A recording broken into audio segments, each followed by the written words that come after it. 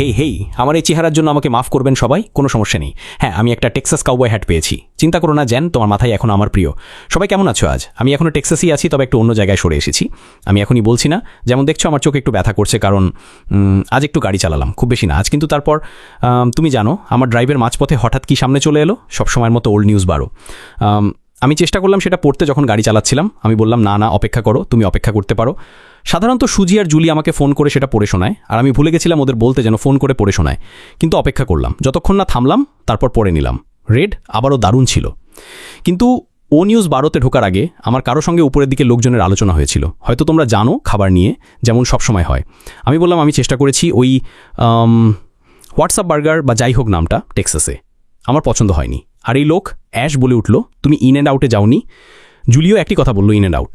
আমি in and out খুঁজে পাইনি, কিন্তু আমি মরিয়া হয়ে খুঁজছি। তাই আমি প্রায় টেক্সাস ছেড়ে যাচ্ছি, তবে কোনো এক সময় আমি অবশ্যই খুঁজি পাবো, এটা নিয়ে চিন্তা করো না। এটা যেমন আমার খাওয়ার দরকার আছে, সত্যি নয়। আমি আবারও ধন্যবাদ জানাতে চাই মার্সি, জ্যাকুজি পরিবার, স্কট আর জোসিকে। ওরা আমাকে দেখাশোনা করেছে, বিশ্বাস করো বা না করো, আর্থিকভাবে নয়, অন্য কোনো কিছু নয়, তবে ওরা আমার হৃদয় ভরিয়ে দিয়েছে ভালোবাসা, আনন্দ আর খুশিতে। আর আমি এর চেয়ে বেশি কৃতজ্ঞ হতে পারি না।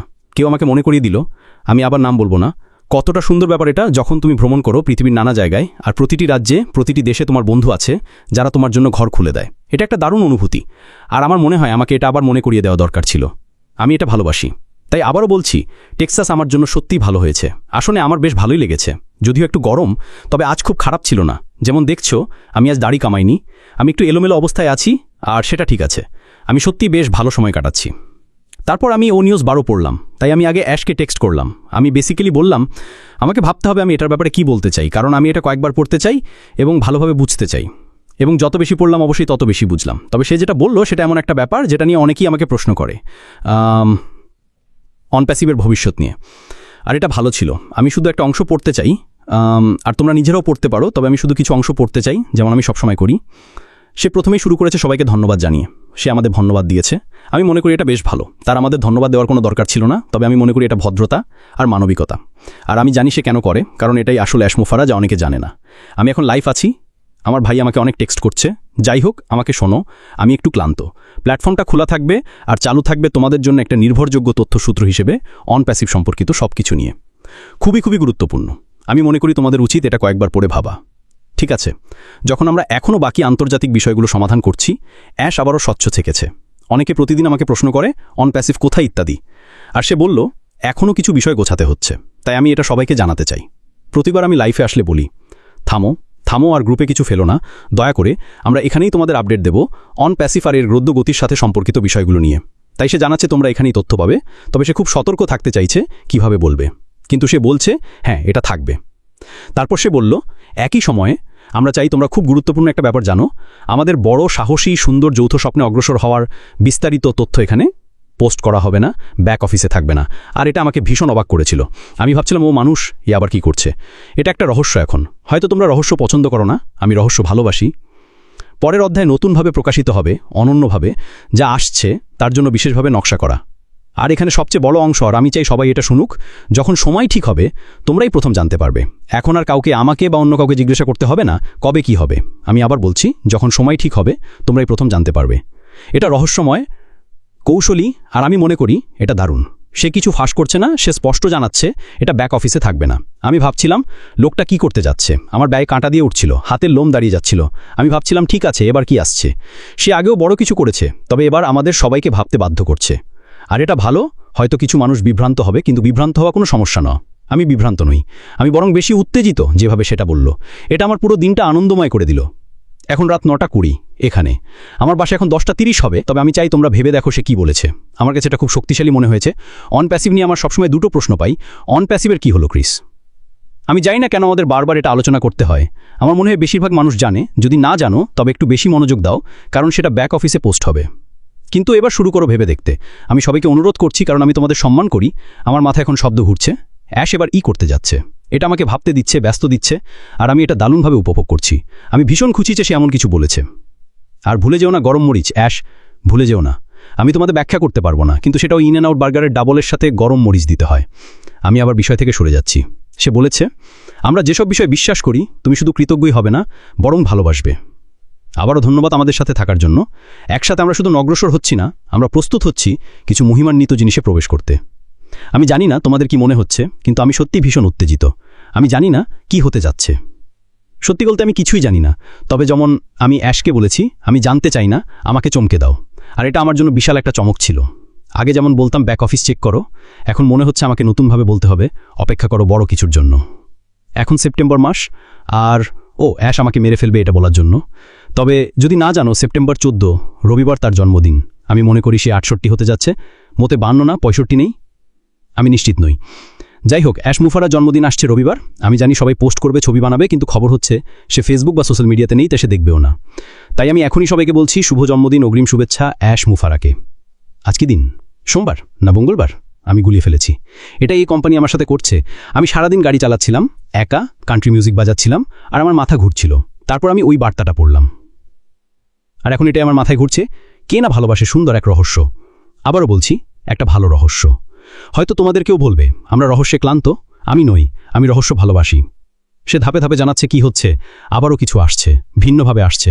হয়তো কি হবে জানি না, কিন্তু আমার মনে হয় এটা খুব মজার হবে। আজ আমাকে সত্যি উত্তেজিত করেছে, আর আমি জানি সে চাইছিল না আমি গাড়ি চালানোর সময় পড়ি। আমি বললাম, কেন তুমি অপেক্ষা করনি, আমি থামার পর দাও। কিন্তু যাই হোক, সে উত্তেজিত, আমি মিথ্যা বলবো না। সে খুবই উত্তেজিত, আর আমি সত্যি পছন্দ করছি সে যেভাবে করছে, একটা গোপন উপায়। ধন্যবাদ সুপার স্টিকারের জন্য, তোমরা জানো ওটা কোথায় যাবে। যাই হোক, ধন্যবাদ।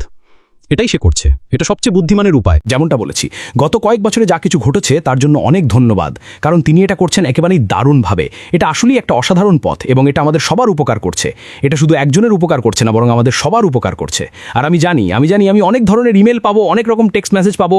এই ক্রিস, আমরা কবে লঞ্চ করবো? শিগগিরই। এটাই আমার প্রিয় উত্তর, শিগগিরই। আমি চেষ্টা করছি কমেন্টগুলো পড়তে, আমার চোখ জানা আজ একটু ঝাপসা লাগছে। জিন বলল, তুমি ঠিকই বলেছো, স্ট্র্যাটেজিক আর খেলার মতো। হ্যাঁ, এটা আসলেই মজা। যেমনটা বলেছি, ভাই কে এটা করেছে তুমি জানো তো? আমি জানি তোমাদের অনেকেই হয়তো বছর কয়েক আগে আমার বয়সে দেখেছো, তখন রহস্যময় সিনেমা থাকতো, মানুষ কিছু করতো আর তোমাকে সেটা বের করতে হতো কি হচ্ছে। কিন্তু এখানে ব্যাপারটা আলাদা, তোমাকে এটা বের করতে হবে না, কারণ তিনি নিজেই তোমাকে উত্তর দেবেন। কখন দেবেন আমি জানি না, সত্যি জানি না, আর সেটাই হলো মজার অংশ। আমি একটু খুশি খুশি মুডে আছি। আমি উত্তেজিত কারণ আমি এমন কিছু করছি যা আমি সত্যিই ভালোবাসি। এখানে আসতে আমার অনেক সময় লেগেছে। আমি উত্তেজিত কারণ আমি এমন কিছুর অংশ যা প্রতিটি দেশে দরজা খুলে দেবে, তোমার জন্য, আমার জন্য, আমাদের সবার জন্য, ভ্রমণ, উপভোগ, আনন্দ করার জন্য। আমি মনে করি এটাই এখন এক রূপ নিচ্ছে। হ্যাঁ, কিছু মানুষ হয়তো একটু ধীরে বুঝছে কি ঘটছে বা তারা বুঝতে পারছে না, কিন্তু আমি মনে করি উনি যেভাবে কথাটা সাজিয়েছেন সেটা দারুণ হয়েছে। তাহলে কয়েকটা প্রশ্নের উত্তর আবার বলি যারা দেরিতে এসেছে তাদের জন্য। ও নিউজ ভারতে বলা হয়েছে যে এখানে তোমার ব্যাক অফিসে উনি কিছু ব্যাখ্যা করবে নন প্যাসিভ সম্পর্কে। আমি পড়েছি, সাদা কালোই লেখা আছে, খুব সোজা, কিন্তু পরবর্তী অধ্যায় তুমি সেটা তোমার ব্যাক অফিসে দেখতে পাবে না।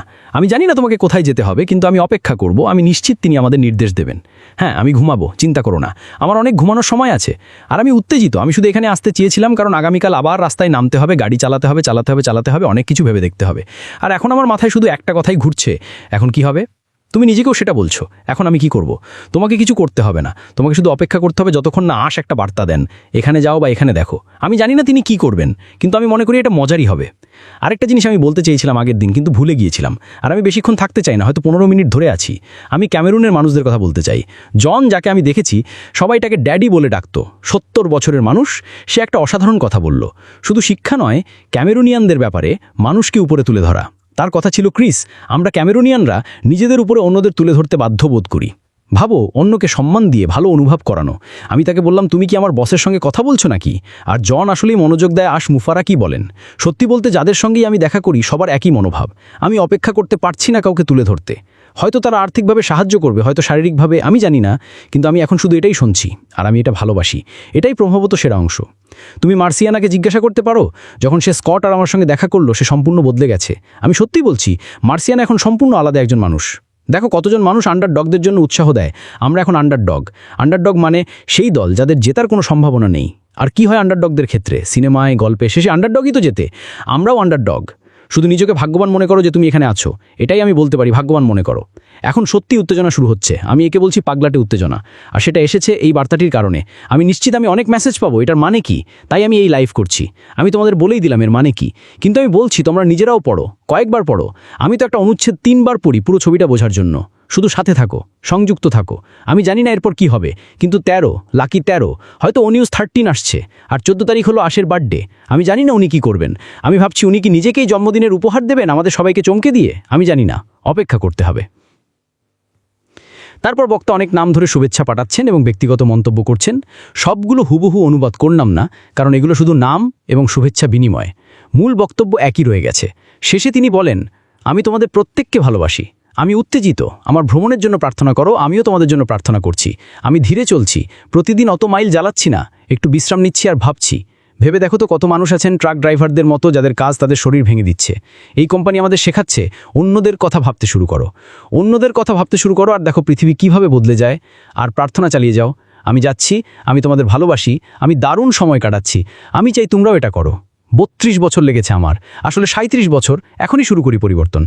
তুমি, আমি, আমরা সবাই মিলে।